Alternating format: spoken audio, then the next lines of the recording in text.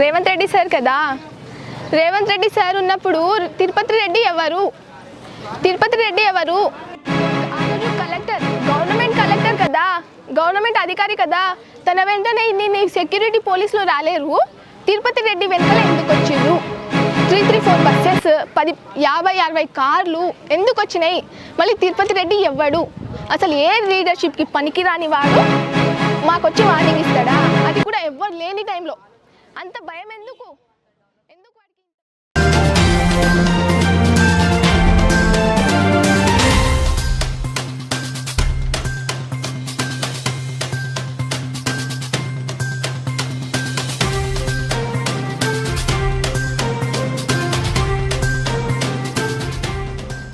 గమనించినట్లయితే ఈ రోడ్డు పంట తండ లోపల కొన్ని విచిత్రమైన సమస్యలు కూడా బయటకు రావడం జరిగింది.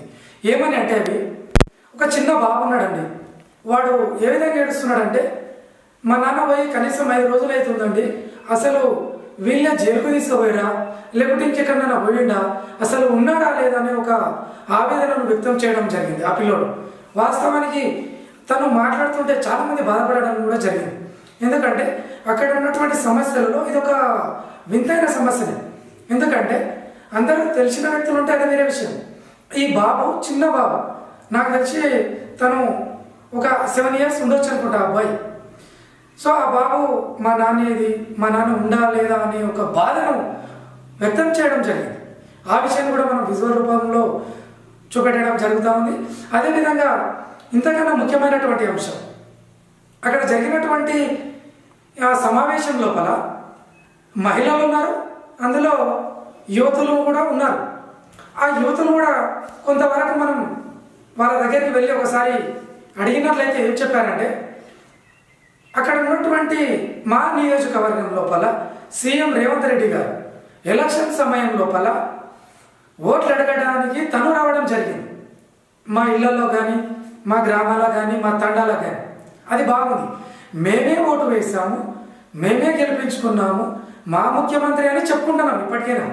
కానీ కొన్ని సందర్భాల్లో ఈ గొడవ అయిన తర్వాత ఏం జరిగిందంటే, తిరుపతి రెడ్డి గారు ఆ ఊరికి వెళ్ళడం కానీ, ఆ గ్రామాలకు వెళ్ళడం కానీ జరిగిందంట.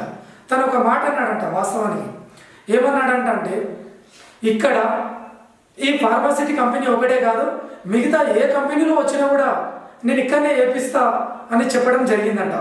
ఆ విషయాన్ని ఆ యువతులందరూ ఏమంటున్నారంటే, మీరెవరు, మీరు ఇక్కడ వేపేయడానికి మీరెవరు అనే ఒక ఆవేశాన్ని తమ యొక్క మాటల ద్వారా తమ యొక్క బాధను వ్యక్తపరచడం జరుగుతుంది. అధికారులు వాళ్ళ బాధ్యత వాళ్ళు నిర్వహిస్తారు. ఒక సీఎం రేవంత్ రెడ్డి గారు వారి బాధ్యతను వారు నిర్వహిస్తారు. సీఎం రేవంత్ రెడ్డి గారు అనలేని మాటలు మీరు ఎందుకు అంటున్నారు? అసలు మీకేం అవసరం ఉంది, అసలు మీరెవరు అనే మాటలను వాళ్ళు అసలు ఒళ్ళు గగురుపరిచే విధంగా మాట్లాడుతూ ఉన్నారు. అసలు అక్కడ ఏం జరిగింది, వాస్తవానికి తిరుపతి రెడ్డి గారు ఆ మాటలు అన్నారా లేదా అనేది అది వాళ్ళకే తెలియాలి. కానీ వాళ్ళు అనే మాటలు మాత్రం ఒక మనిషిని ఎంత ఇబ్బంది పెట్టిర్రో అని వాళ్ళ మాటల ద్వారానే అర్థమవుతుంది. వాళ్ళ మాటలు వింటుంటే కూడా వాళ్ళ యొక్క ఏమంటారు, వాళ్ళ రక్తం ఉడికిపోయినట్టుగా మాట్లాడుతూ ఉన్నారు. ఆ మాటలు ఏంటివో మనం ఈ వీడియోలోనే చూద్దాం. రాత్రి మొత్తం వస్తారు, వాళ్ళు ఇంట్లో కూడా పండుకుంటారు, చేనులో ఎక్కడెక్కడ పండుకుంటారు. పాములు కరిస్తే ఏమన్నా కరిస్తే ఇట్లా మా దోసద్దు. ఫీజు ఎవరు కడతారు? మా ఫీజు ఎవరు కడతాం?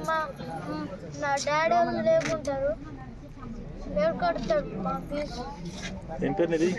Sai Kumar, 3rd class, Sri Gayatri school.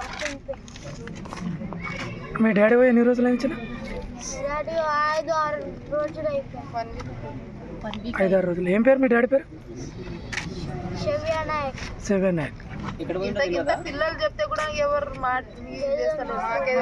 పరిస్థితి ఎవరు చూస్తలేరు, ఎవరు పట్టించుకుంటలేరు. మేము తినకుండా మా పరిస్థితి ఎవరు చూస్తలేరు, తినకుండా మా పరిస్థితి సార్ ఎందుకు రావాలి? వారు చెప్తా తిరుపతి ఉన్నారు, రెడ్డి వారు ఎవరు? ఆందోళన వ్యక్తం చేసినటువంటి ఆ పరిస్థితి సార్ కూడా వచ్చి మనకు మా విలేజ్ కి వచ్చి ఎవరు లేనప్పుడు మీటింగ్ పెట్టి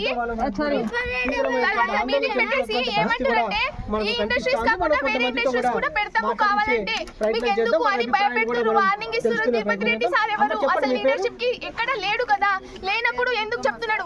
అసలు ఇన్వాల్వ్ ఎందుకు అవుతుండు? తిరుపతి రెడ్డి సార్ ఎందుకు ఇన్వాల్వ్ అవుతుండు? రేవంత్ రెడ్డి సార్ అనాలి కదా. ఒక్కసారి కూడా అసలు ఓటేసినప్పటి నుంచి ఒక్కసారి రాలేడు రేవంత్ రెడ్డి సార్. మా ప్రజల బాధల్ని పట్టించుకోలేడు. ఇప్పటి వరకు అసలు మేము ఇన్ని 9-10 months నుంచి ధర్నాలు చేస్తుంటే కలెక్టర్ ని కొట్టలేం, జస్ట్ తరుముకుంటూ వెళ్తే అప్పుడు రెస్పాండ్ అయ్యిండు. కానీ మేము 9-10 months నుంచి తిండి తినలేక ఒక్కొక్క ధర్నాలు చేసుకుంటూ కూర్చుంటే ఇప్పుడు రెస్పాండ్ అవుతుంది. కలెక్టర్ దగ్గర మేము 3-4 times వెళ్ళినాం సార్, 3-4 times వెళ్ళినాం. అప్పుడు రెస్పాండ్ అవ్వలేడు సార్, కూడా అవ్వలేడు. ఏమంటే అన్ని తీసేస్తాం, 10 lakhs ఇస్తామంటారు సార్. 10 lakhs తోటి మేము ఏం చేసుకోవాలి? 10 lakhs తోటి మాకు బయట I have one doubt sir. మన సీఎం ఎవరు సార్? రేవంత్ రెడ్డి సార్ కదా. రేవంత్ రెడ్డి సార్ ఉన్నప్పుడు తిరుపతి రెడ్డి ఎవరు? తిరుపతి రెడ్డి ఎవరు? ఆ రోజు కలెక్టర్, గవర్నమెంట్ కలెక్టర్ కదా, గవర్నమెంట్ అధికారి కదా. తన వెంటనే ఇన్ని సెక్యూరిటీ పోలీసులు రాలేరు. తిరుపతి రెడ్డి వెనకాల ఎందుకు వచ్చిర్రు? 3-4 బస్సెస్, 50-60 కార్లు ఎందుకు వచ్చినాయి? మళ్ళీ తిరుపతి రెడ్డి ఎవ్వడు? అసలు ఏ లీడర్షిప్కి పనికిరాని వాడు మాకొచ్చి వార్నింగ్ ఇస్తాడా? అది కూడా ఎవ్వరు లేని టైంలో. అంత భయం ఎందుకు? ఎందుకు వాడికి ఇంత భయము? తిరుపతి రెడ్డి వచ్చి ఈ ఇండస్ట్రీస్ కాకుండా ఇంకా వేరే ఇండస్ట్రీస్ కూడా పెడతా అని చెప్తావా? ఎవ్వడు నువ్వు? అసలు తిరుపతి రెడ్డికి ఏం అవసరం? తిరుపతి రెడ్డి కాదు, రేవంత్ రెడ్డి నువ్వు సీఎం కదా సార్. మీరు వచ్చి మాట్లాడండి మాతోటి, మీరు వచ్చి మాట్లాడండి. తిరుపతి రెడ్డిని ఎందుకు పంపిస్తున్నావు? తిరుపతి రెడ్డి ఎందుకు ఇన్వాల్వ్ అవుతుండు? అవ్వద్దు, తిరుపతి రెడ్డి అస్సలు అవ్వద్దు. ఇన్వాల్వ్ అయినా అనుకో, మేమైతే ఎట్లా కొడతామంటే అట్లా కొడతాం. అస్సలు ఊరుకునేదే లేదు. తిరుపతి రెడ్డి కూడా మాలాగా మనిషే. అతను ఏం సీఎం కాదు, ఎంపీ కాదు, ఎమ్మెల్యే కాదు, ఆఖరికి వార్డ్ నెంబర్ కూడా కాదు. మేమైతే తిరుపతి రెడ్డి అస్సలు ఊరుకునేదే లేదు. అసలు తిరుపతి రెడ్డిని ఇన్వాల్వ్ కాకూడదు అని చెప్తున్నా. రేవంత్ రెడ్డి సార్ మీరే చూసుకోవాలి. మీ అన్నది రాకుండా ఇవ్వడం నువ్వే చూసుకోవాలి. నీకు అంత అవసరం ఉంటే మా దగ్గరికి రండి, మీరు వచ్చి మాట్లాడండి. మా ప్రజల బాధలు తెలుసుకోండి. తెలుసుకున్నాక కేసులు ఎవరి మీద పెడతాము అనేది మీరు చెప్పండి. అప్పుడు మేము కూడా అవును మాదే తప్పు అని అయితే ఇక అందరం వస్తాం. నా పేరు జ్యోతి సార్. ఇంతకుముందు హుసేన్ సార్ వచ్చినందుకు మాకు చాలా ధైర్యంగా ఉంది. ఎందుకంటే సార్ తోటి మా ప్రాబ్లమ్స్, మా సిచ్యువేషన్ అన్నీ చెప్పుకున్నాము. మాకు పోలీసులు, రేవంత్ రెడ్డి సార్ ఎట్లా చిత్రహింసలు పెడుతున్నామో అది చెప్పినాం సార్. మాకు ఆ రోజు నైటు అయినా కలెక్టర్ సార్ మా ప్రాబ్లం విన్నికేనే వచ్చిండు. కానీ ఆ గొడవల్లో ఎవరు దొబ్బిరో కూడా మాకు తెలియదు. ఎవరు దొబ్బినరో సార్కి ఎవరు ముట్టుకున్నారో కూడా మాకు తెలియదు. మాకు తెలుసు కానీ కలెక్టర్ సార్ అని మా వాళ్ళకి చాలా మందికి కలెక్టర్ సార్ అని తెలియదు. ఎందుకంటే సెక్యూరిటీ లేదు, పోలీస్ లేరు, ఎవరు లేరు కాబట్టి సార్ అని తెలియదు. అయినా ఆ గొడవల్లో మేము దొబ్బలేము. అయినా కూడా దొబ్బిర్రు, కొట్టిర్రు అని చెప్పిండ్రు. కలెక్టర్ సార్ కూడా ఒప్పుకున్నారు మాకు కొట్టలేరు అని. అయితే మేము దొబ్బంది చేయలేము, అసలు ఏం చేయలేము. రేవంత్ రెడ్డి సార్ని అరెస్ట్ చేయించిండు. 4 మంది మా అన్న వాళ్ళు అరెస్ట్ అయ్యారు. ఇంకా మా పెద్దనాన్న అరెస్ట్ అయ్యారు. 3 అన్న వాళ్ళు అరెస్ట్ అయ్యారు సార్. పక్క తాండ వాళ్ళు కూడా అయ్యారు, ఊర్ల వాళ్ళు కూడా అయ్యారు సార్. ఇంతమంది అయ్యారు. అయినా సార్ మేము ఏం తప్పు చేయలేం సార్. ఒక్కటే చెప్పేది, మా భూములు మేము ఇయ్యము. 9 months అయ్యాయి సార్. ఇప్పటికీ మేము 9 నెలల నుంచి ధర్నాలు అంటూ కలెక్టర్తో మాట్లాడి చాలామంది అసలు ఎక్కడెక్కడనో తిరిగి ఎన్నెన్నో మీటింగ్లు చేసినాం. అయినా ఇది ఆపలేరు. మేము ఒకటే చెప్తాం సార్, డెవలప్మెంట్ చేయాలని ఉంటే ఎక్కడనో ప్లేస్లో పోయి చేయమనండి సార్. ఇక్కడ వద్దు, మాకు ఇష్టం లేని ప్లేస్లో చేయొద్దు కదా సార్. మాకు అసలు మా భూములు వదులుకునే అసలు హక్కు లేదు. అసలు మేము భూములు ఇయ్యమనే చెప్తున్నాం సార్. గట్టి ఉద్దేశంతో చెప్తున్నాం, మేము భూములు ఇయ్యం సార్. నీకు అంత డెవలప్ చేయాలని ఉంటే నీ ప్లేస్లో పోయి చేసుకో సార్. ఇది మేము ఓటు వేసి మీకు గెలిపించినాం కదా, దీనికోసమా? మా భూములు ఇయ్యనికేనా? మేము కష్టపడి అసలు వ్యవసాయం చేసి. మీ ఊరికి ఎవరు వస్తున్నారు ఎక్కువ అంటే కలెక్టర్ సార్ వచ్చారు, పోలీసులో ఎక్కువ వస్తారు సార్. ఎక్కువ పోలీసులు వచ్చి నైట్ భూముల కోసం అయితే ఎమ్మెల్యే సార్ వాళ్ళే వచ్చారు భూముల కోసం. అయితే కలెక్టర్ సార్ ఎమ్మెల్యే సారే వచ్చిండు, ఇంతకు మించి ఏఎస్ఎన్ సార్ వచ్చిండు మాకు ధైర్యం ఇవ్వడానికి. తిరుపతి రెడ్డి సార్ కూడా వచ్చారు. తిరుపతి రెడ్డి సార్ వచ్చి ఈ ఇండస్ట్రీ కాకుండా వేరే ఇండస్ట్రీ కూడా పెడతామని, ఏం చేసుకుంటారో చేసుకో అని చెప్తారంట సార్. మేము మమ్మల్ని చంపేసినా మేము భూములు అయితే ఇవ్వమని గట్టిగా ఫిక్స్ అయినాం సార్. మీకు డెవలప్మెంట్ చేయాలని ఉంటే పోయి మీ ప్లేస్లలో చేసుకోండి, మా భూముల మీద ఏడవకండి. మేము కష్టపడి బతుకుతాం సార్. కాలేజ్కి ఫీజు కట్టుడన్నా ఏమున్నా సరే వ్యవసాయం చేసి కడతారు సార్, కానీ మా భూములు అయితే ఇయ్యం సార్. సార్ని రేవంత్ రెడ్డి సార్ని ఒకటే గట్టిగా మాట్లాడతాం, మేము మా భూములు ఇయ్యం, నీకున్న ప్లేస్లలో కంపెనీ పెట్టుకో సార్, మా భూమి మీద పెట్టుకోకండి సార్. మేము బతుకుతున్నాం, మాకు ఈ భూమిని వదులుకునే ఆశ కాదు, అసలు ఆలోచననే రాలేదు. మేము ఈ భూమిని అయితే అస్సలే వదులుకోలేం సార్. పెట్టుకుంటే మీరు వేరే ప్లేస్లలో పెట్టుకోండి, కానీ పోలీసులను పంపించి తప్పు చేయకుండా అరెస్ట్ చేయడం ఇది న్యాయం కాదు సార్. మా వాళ్ళను కొందరిని అరెస్ట్ చేసిర్రు, కొందరిని అరెస్ట్ చేయడానికే ఇంకా వెతుకుతూనే ఉన్నారు. చాలామంది ఎక్కడెక్కడనో పోయి బతుకుతున్నారు, చాలామందికి ఫాదర్స్ లేరు. అసలు వ్యవసాయం చేసి బతికేటోళ్ళము, మాదే భూమి గుంజుకుంటే మేము ఏడపోయి వ్యవసాయం చేస్తాం సార్. అసలు ఎట్లా బతుకుతాం సార్? మేము రిక్వెస్ట్ చేసి అడుగుతున్నా సార్, మా ఇక్కడ వద్దు, మాకు ఫార్మా కంపెనీ ఇక్కడ ఇష్టం లేదు. మాకు ఇష్టం ఉంటే పెట్టేవాళ్ళు సార్, మాకు ఇష్టం లేదు.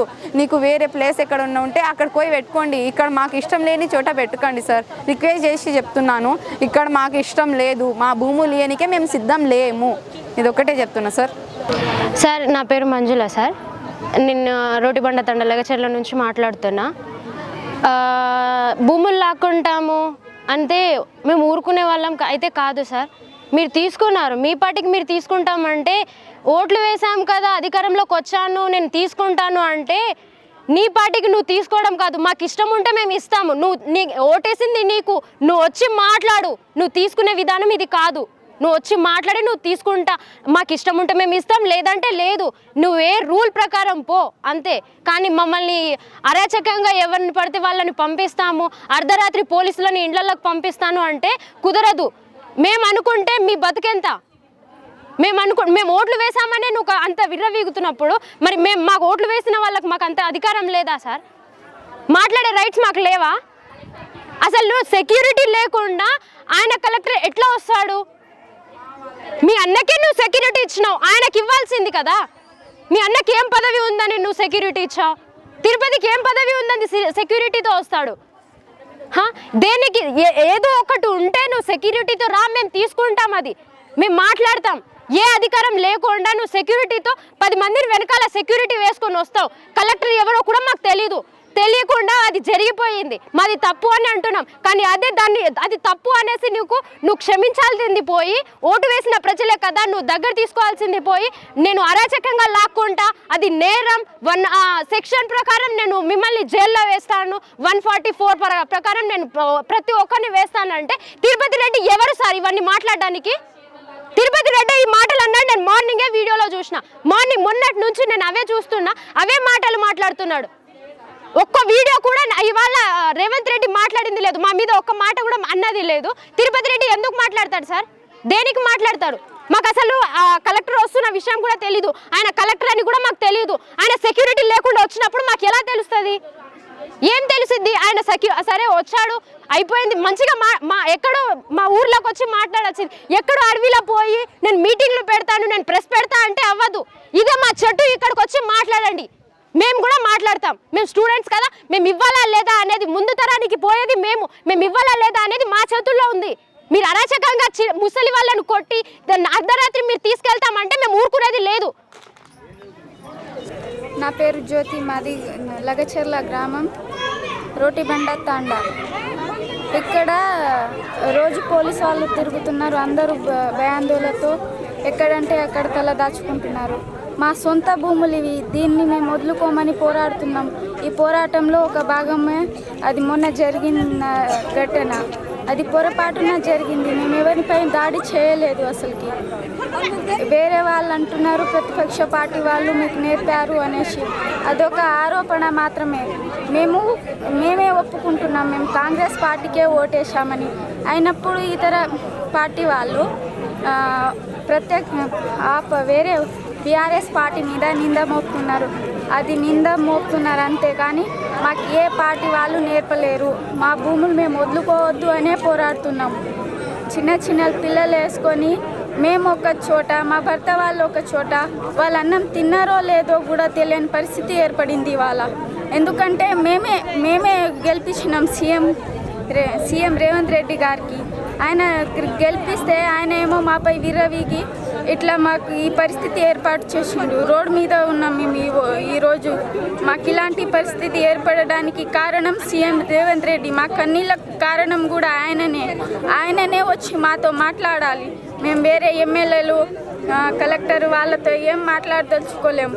దయచేసి సీఎం రేవంత్ రెడ్డి గారు ఈ ఫార్మా కంపెనీ పెడుతున్నారు కదా, ఆయనే వచ్చి మాట్లాడేంత వరకు మేము దాడి చేసాం కూడా. ఎవరు వచ్చినా కూడా మేము వాళ్ళపై ఎదురు తిరుగుతాం. అది మా సొంత భూములు, మేము దేనికి ఇవ్వాలండి?